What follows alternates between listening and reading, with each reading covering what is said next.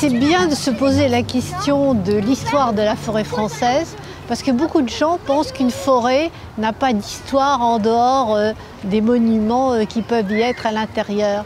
Alors que la forêt française a beaucoup changé.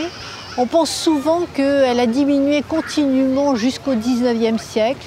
C'est une idée qui est en partie fausse, parce que cette idée oublie que la forêt se dilate dans les périodes d'effondrement démographique, et la France en a connu beaucoup, et au contraire, elle se rétracte dans les périodes d'expansion démographique, où il s'agit de mettre en valeur davantage de terres pour davantage de monde, parce qu'il faut absolument cultiver des céréales pour réussir à nourrir tout le monde, et à ce moment-là, la forêt diminue.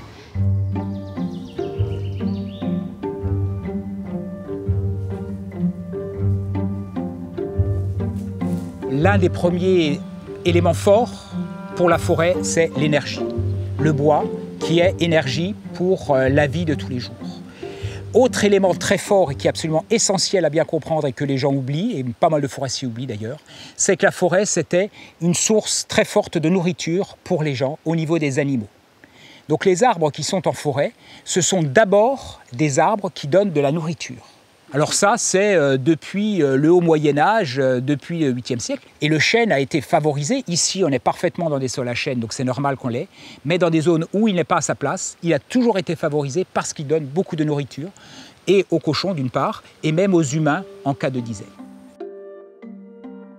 Alors pour revenir, Moyen-Âge, on avait ses besoins de bois de chauffage et évidemment de bois d'œuvre, c'est-à-dire le bois pour la construction ou pour la marine, que l'on peut avoir. Donc essentiellement des taillis, des arbres qui sont coupés tous les 20 ans, qui forment des petits bois, un petit peu comme ceux que vous avez autour de ce grand arbre.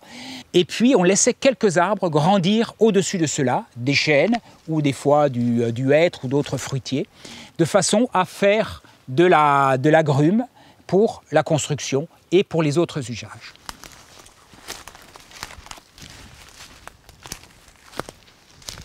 Ici, nous tombons sur une borne avec une caractéristique marquée qui est la croix de Lorraine. Et cette borne doit dater du XVIIIe siècle probablement, mais cette zone-là est retracée comme étant propriété ducale depuis le XVe siècle. Et en particulier, l'étang qui se trouve juste à côté, derrière nous, date de cette période. Et le terme aussi eau et forêt qui était consacré était justement dû à cet aspect-là, les eaux étant considérées comme de la production de cette protéine animale indispensable à la vie au Moyen-Âge. La politique forestière, c'est-à-dire l'intervention de l'État dans la politique forestière, a toujours été extrêmement importante. On devait concilier à la fois les impératifs de la production de bois de chauffage pour les habitants, mais aussi pour les établissements sidérurgiques qui permettaient de rentabiliser les forges, les fonderies royales, surtout dans des périodes de guerre. D'où la nécessité de protéger cette ressource précieuse, mieux, ressource stratégique.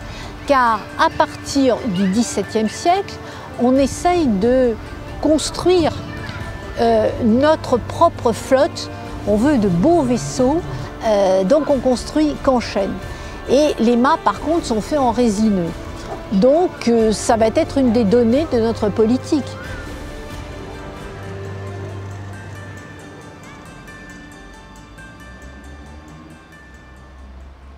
L'école, elle démarre en 1824.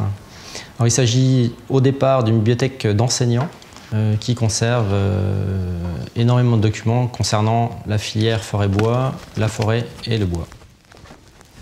L'histoire de la sylviculture en France commence avec l'ordonnance des eaux et forêts, donc c'est en 1669, voilà, quand Colbert décide d'écrire cette ordonnance pour Louis XIV.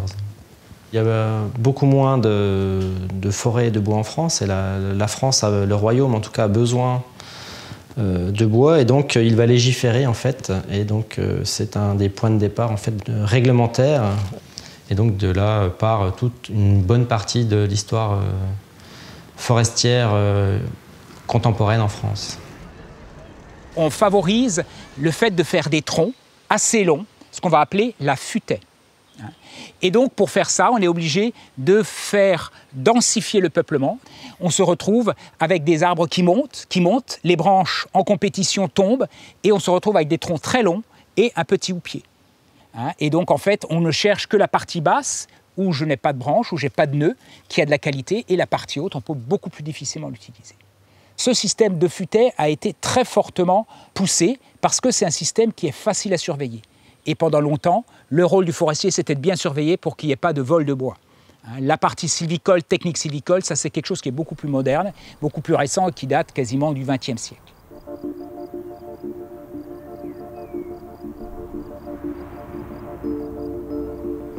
La forêt publique, d'une manière générale, et le principe de protection de la forêt publique, c'est des textes très anciens. Progressivement, il y a eu différentes administrations pour arriver jusqu'à l'ONF. ONF créé il y a un peu plus de 50 ans, qui est chargé de gérer les forêts publiques. En France, les forêts publiques représentent un tiers de la forêt française. Une forêt publique, c'est des forêts qui appartiennent aux collectivités territoriales. Ça peut être une commune, ça peut être un département, un hôpital, et ou à l'État avec les forêts domaniales. Et l'ONF est chargé d'assurer la gestion de ces forêts-là.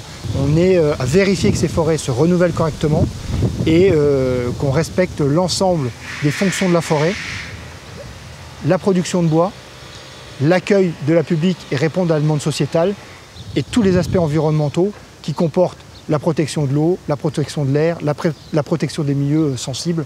Et la forêt est un milieu sensible.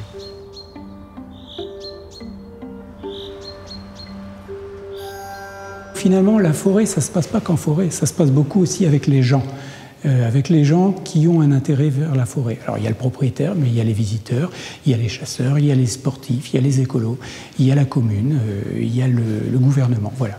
Il y a les industriels qui viennent acheter du bois. Et faire se rencontrer, faire trouver des points d'accord entre toutes ces parties prenantes, ça c'est, à mon sens, le cœur du métier de forestier, du cadre forestier.